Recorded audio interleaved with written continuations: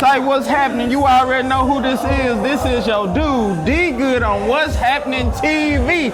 And I got the young, talented, intelligent brothers from Acres Home, Texas that we call Fofo. Yes, sir. Let the Yes, people sir. know Yes, who sir. you is, baby. Look, I'm JB with JB Thibodeaux Homes and Properties, man. Every day I build, but guess what? Every day I'm just one of the realest. I'm just screaming like that because, you know, life be lifing, bro. Okay. That's all, man. But I thank God for what he's doing today. You know what, man? You pulled off a wonderful event. Yes, sir. And, you know, this is my second time really speaking to you and meeting you. Yes, sir. But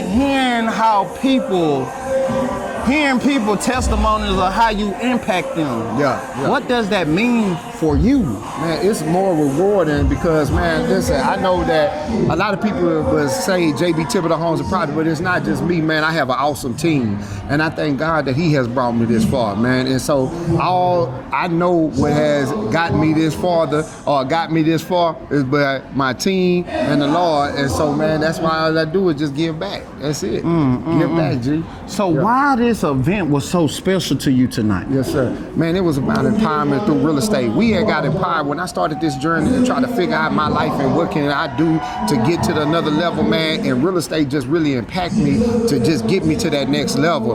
Out of that rat race into financial freedom, it was all real estate. And so what I tell people, man, they have to be a part, if they know it or not, they're already a part of real estate, but they have to have the mindset that they use in real estate as an asset and be empowered through it. And that's what we did through this initiative. And you know what, man, what I have noticed earlier, people really have to change their environment. Yes, sir. Because if you don't change your environment, you can't change your condition. That's right. And I feel like the environment that a person need to change is their mind frame. Can you tell us a little bit about that? It all starts with a mindset. I told people in our 6-week cohort, man, it's about a mindset. That's really what we're looking for because it's not an economical thing. One of the things that I find out by dealing with my clients will be double degree, be rappers, lawyers, people who have professional titles, but still be left with more money and not enough money.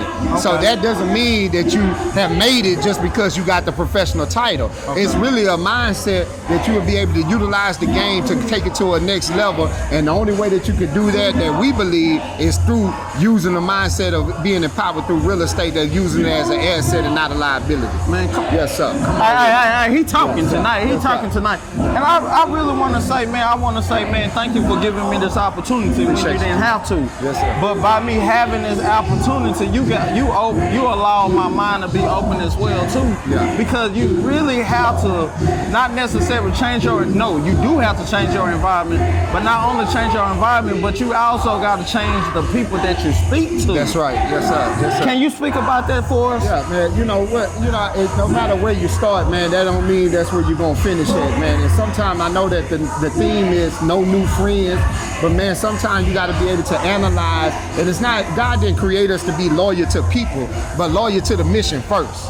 It's all about loyalty to the mission. And in being loyal to the mission, that means sometimes you got to interchange the people that's in your inner circle and outer circle. And so when it's about the mission, you'll be able to stand because that person will be able to understand too, hey man, maybe I need to fall back because it's a mutual agreement. Everybody got to analyze where they mind at in this situation. The good book say, you supposed to, I'm going to paraphrase. Yes, sir. The good book said you supposed to study yourself for approval. That's right. With some other stuff as well too. But number one, you got to study to make sure yourself approval. Yeah. But what can you tell a person when they timid or in fear of the change that need to happen for themselves? So, man, I tell people all the time that fear, insecurity, and things is going to come. Negative thoughts in our mind, no matter even times have you accomplished different things. I told my class that there's a story in the Bible about Peter who saw Jesus walking on the water. Okay. And now in the Bible it talks about 12 disciples being in the boat. Okay. You understand? But it was only one bad Negro who said, Peter, God, if that's you, bid me to come out the water and jump out the boat and then walk on water. Now if I ask you, who is the only man outside of Jesus to walk on water, who was it? Peter.